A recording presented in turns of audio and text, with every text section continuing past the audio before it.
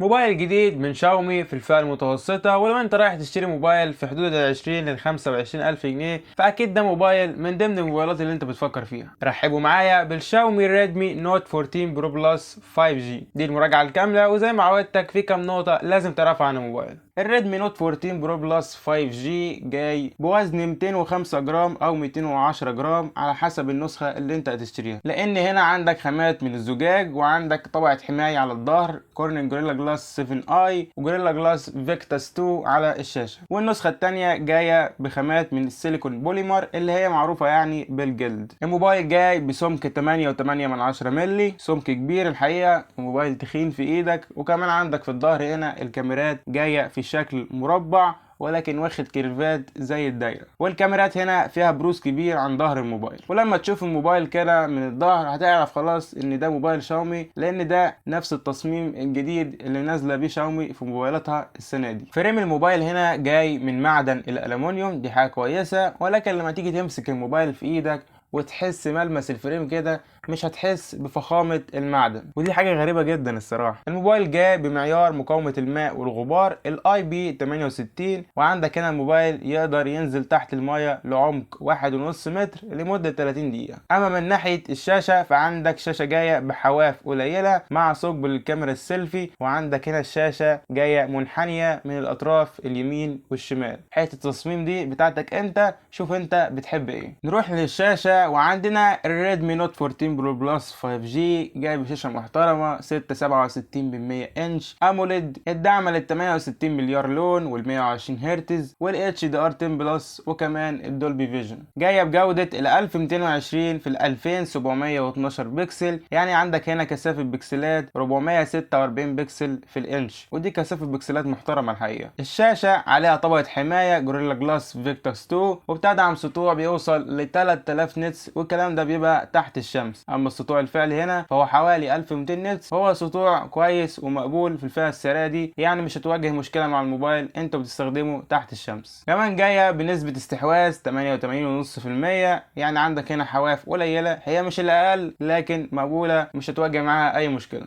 الشاشة داعمة لتقنية ال Always On Display اللي بتعرض لك الساعة والإشعارات هي والشاشة مطفية، لكن خليك عارف إنها بتشتغل 10 ثواني بس وبتطفي. صحيح شاشة ال 13 برو بلس القديم كانت جاية بحواف أقل من ال 14 برو بلس الجديد. نروح بقى للأداء، وعندك هنا معالج من كوالكوم السناب دراجون ال 7 اس جين 3، وده أداؤه قريب جدا من ال 7 جين 3 اللي موجود في الفيفو في 50 والفي 40. يعني هو الموجود في الفيفو حوالي أحسن من هنا حوالي 7-8%، لكن المعالجين يعتبروا قريبين جدا لبعضهم، سواء استخدامك اليومي والتصفح واحتياجاتك الأساسية من الموبايل، أو حتى لو عايز تلعب هتلعب عليه عادي مفيش مشكلة. لكن الحاجة اللي تضايقك هنا والغريبة الصراحة ان نوع ذاكرة التخزين هنا جاية من يو اف اس 2.2، وده نوع ذاكرة بطيء مش مناسب خالص للفئة اللي موجود فيها موبايل. حتى كمان اصلا ال 13 برو بلس القديم كان جاي ب 3.1، فهم جم هنا وقللوها ليه كده يا شاومي. كمان ال 14 برو بلس جاي باندرويد 14 مش 15،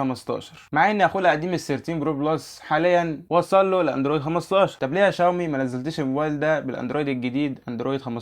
مش بس كده، انت عندك هنا دعم تحديثات لمدة 3 سنين، 3 سنين تحديثات اندرويد على موبايل فئة متوسطة بالسعر ده بصراحة ما ينفعش، ودي حركة ضايقتني في الموبايل. كمان الموبايل جاي باندرويد 14 و3 سنين بس، على الاقل المفروض كان يبقى جاي باندرويد 15 ويدعم 4 سنين تحديثات تانية. دي نقطة لازم تبقى واخد بالك منها انت رايح تشتري موبايل. ولو وصلت لحد هنا ولسه ما عملتش لايك فمس على بلايك، سبسكرايب في القناة، عندنا مراجعات كتير الفترة اللي جاية دي مفاجأة الصراحة. ونروح للكاميرات، وعندنا كاميرا رئيسية 200 ميجا بكسل بفتحة عدسة 1.7 والدعم لمثبت البصر الحقيقي ال OIS. عندنا كاميرا تانية 8 ميجا بكسل بفتحة عدسة 2.2 للالترا وايد التصوير الواسع. كاميرا تالتة 2 ميجا بكسل للماكرو بفتحة عدسة 2.4، وكاميرا سيلفي 20 ميجا بكسل بفتحة عدسة 2.2. الموبايل بيصور بالكاميرا الرئيسية 4K 24 و30 فريم و1080 30 و60 و120 فريم، دعم للمثبت الالكتروني والمثبت البصر الحقيقي OIS.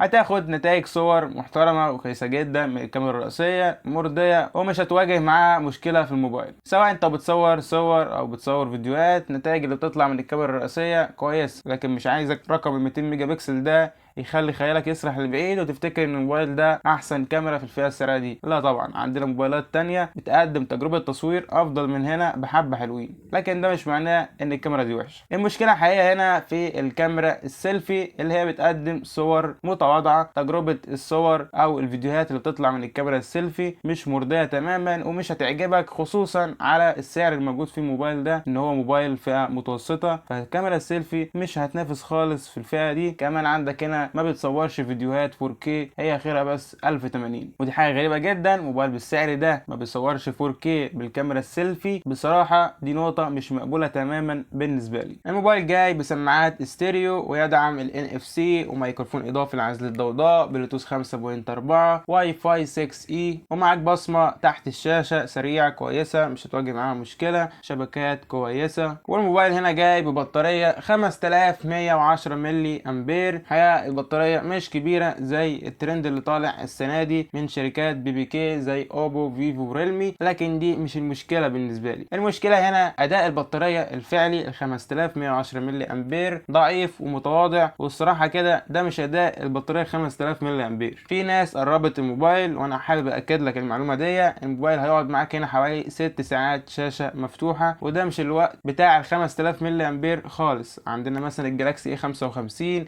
ال A35، الموبايلات دي جايه ببطاريه 5000 ملي امبير وبتديك اداء بطاريه افضل من هنا بحبه حلوين، مع انها 5000 ملي امبير برضه. فواضح هنا ان في مشكله في اداء البطاريه. هل ده مشكله في السوفت وير مش عارف يستغل البطاريه، او هو اللي بيستنزف البطاريه بالشكل ده؟ المشكله فين بالظبط ما يعرفش. ولكن الحلو كويس هنا واللي معوضه بيه شاومي اللي حصل هنا انك معاك شاحن 120 واط وجاي معاك في العلبه، ومعاك جراف في العلبه يشحن الموبايل بسرعه. يعني 120 واط رقم محترم جدا في الفئه دي. الموبايل جاي بنسختين من المساحه والرام، عندك 256 جيجا مع 12 جيجا رام، ودي في حوالي 22000 جنيه ضمان محلي، والنسخه الثانيه 512 مع 12 جيجا رام في حدود ال 24000 جنيه. وطبعا الاسعار دي تقل تزيد 300 400 جنيه حسب المكان اللي بتشتري منه والوقت اللي بتشوف فيه الفيديو. رايي في الموبايل ان هو بيقدم شاشه كويسه، حواف قليله، 120 هرتز، وسطوع محترم تحت الشمس، مع تصميم جديد لموبايلات شاومي معرفش ده هيعجبك ولا لا، مع شاحن 120 واط، كاميرا 200 ميجا بكسل. لكن العيوب اللي موجوده هنا ولازم تاخد بالك منها ولازم تبقى عارفها قبل ما تروح وتشتري الموبايل ده، ان عندك كاميرا سيلفي ضعيفه سواء الصور او سواء الفيديوهات، ما بتصورش 4K،